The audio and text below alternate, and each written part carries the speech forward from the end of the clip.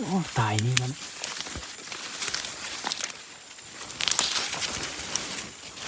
นี่ได้ตัวผู้พี่น้องเลยยิงหัวเนาะ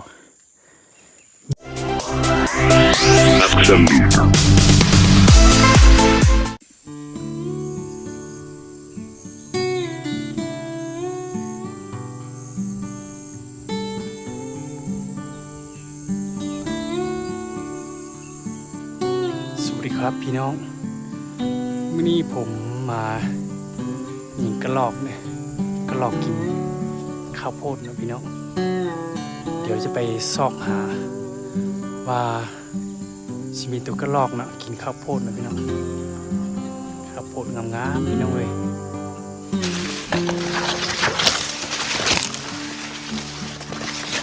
เดี๋ยวจะไปซอกบอลตัวกระรอกกินกันนะพี่น้อง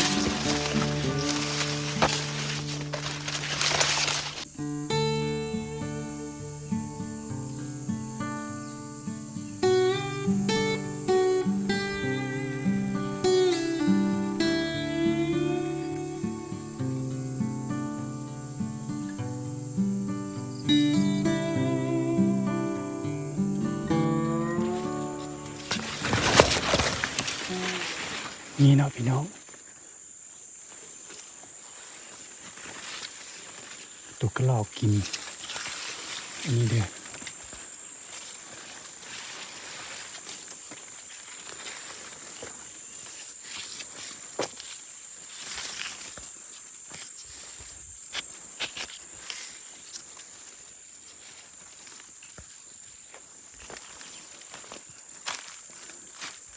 อันนี้เป็นตัวกระรอกกินนะพี่น้อง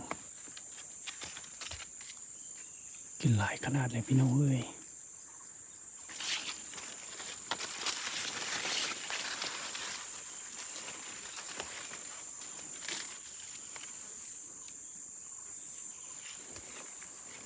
พวกนี้ตัวกระรอกยังไม่ได้กินนะพี่น้องกระรอกกินแต่ต้นที่มันกินมันนี่นะพี่น้อง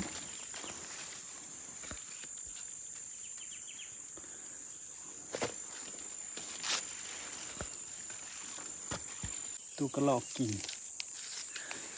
เดี๋ยวผมจะซอกบอลนั่งก่อนนะพี่น้อง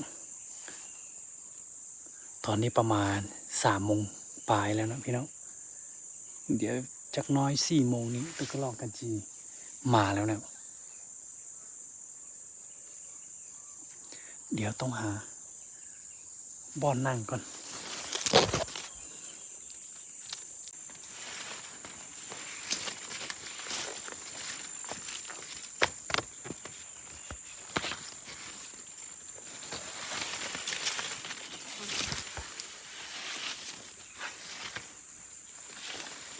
นี่กินมันให้นะพี่น้อง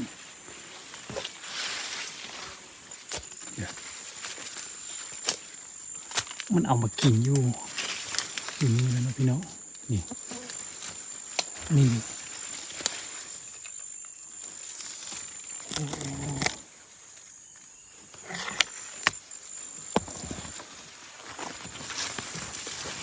น่าจะมีหลายตัวนะพี่น้องเพิ่งไหม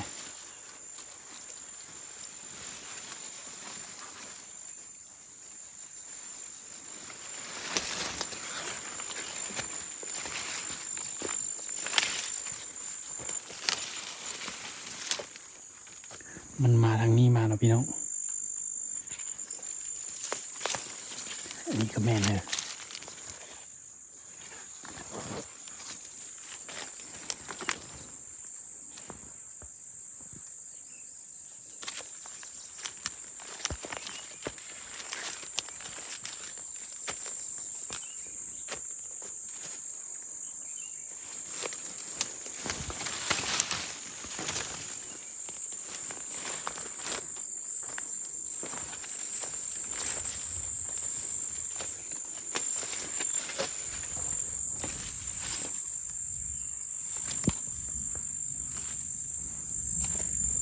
คิดว่าจะนั่งนี้เนาะมันมาอีกแล้วนะพี่น้อง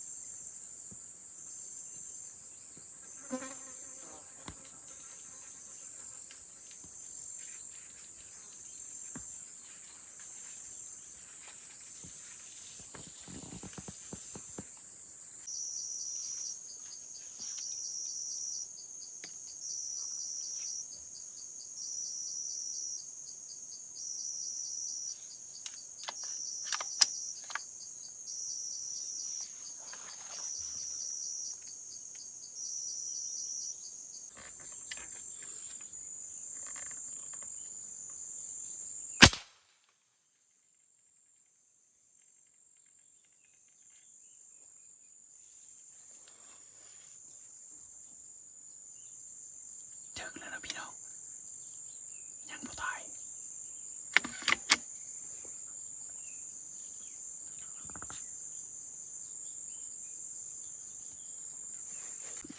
เดี๋ยวลงไปเอาก่อนเนาะ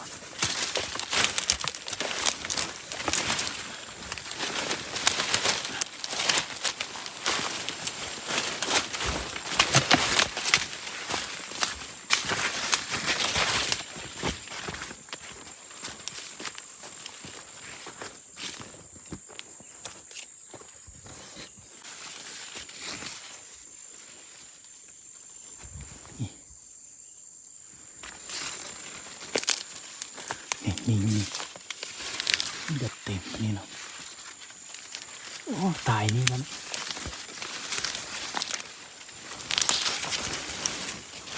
นี่ได้ตัวผู้พี่น้องเลยยิงหัวเนาะยิงอยู่นี่แหละถึกนี้ขักไหลพี่น้องได้ตัวหนึ่งแล้วนะพี่น้องได้ตัวผู้เนาะเดี๋ยวไปนั่งก่อนเนาะ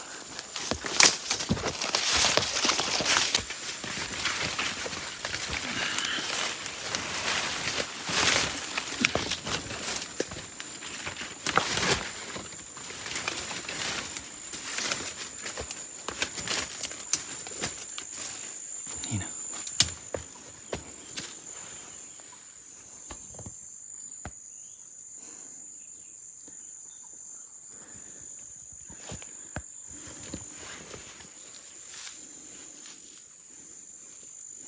ขักไหล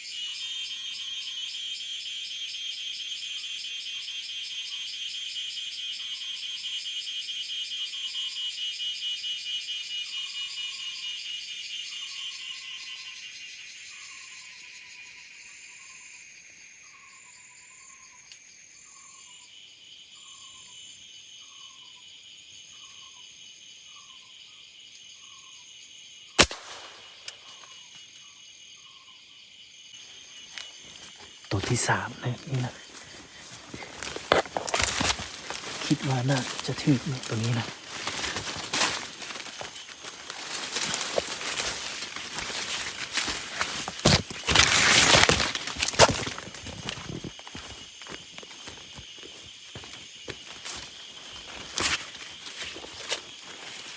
ตัวนี้ค่อนข้างที่ว่าไก่นิดหนึ่งนะพี่น้อง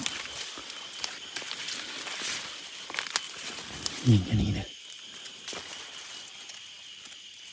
โบถึกซ้ำลูกมันถึกนี่นะนี่ขนมัน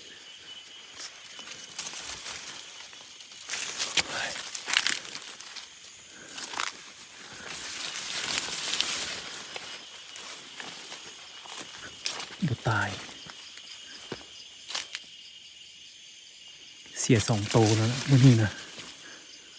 ได้แต่ตัวเดียวเสียดายมากเลยบุตรคือ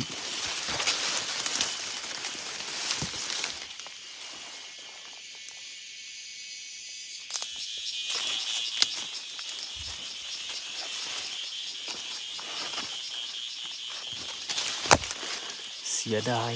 มากๆเลยพี่น้องเลยเสีย2 ตัวแล้วนะมื้อนี้นะ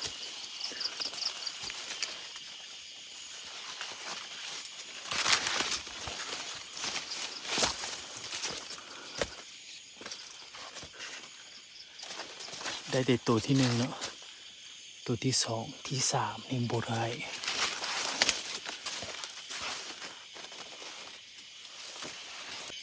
เสียดายมากๆเลยพี่น้องเลยเสีย2 ตัวแล้วนะมื้อนี้นะได้แต่ตัวเดียวเนาะเดี๋ยวจะนั่งรอแป๊บหนึ่งก่อนตอนนี้ใกล้จะมืดแล้วเนาะ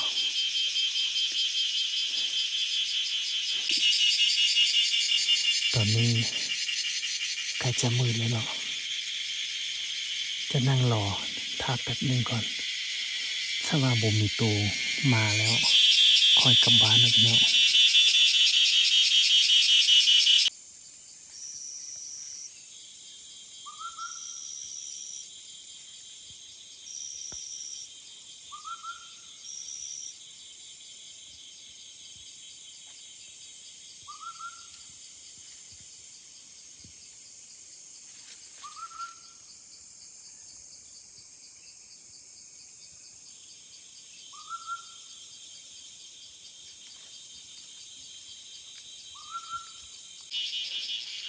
ตอนนี้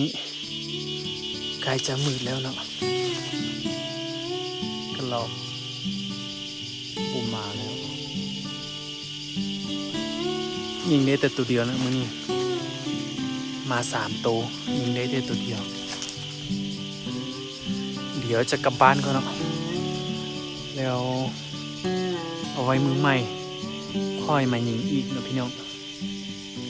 เดี๋ยวเจอกันใหม่นะพี่น้องกลับบ้านก่อนเนาะ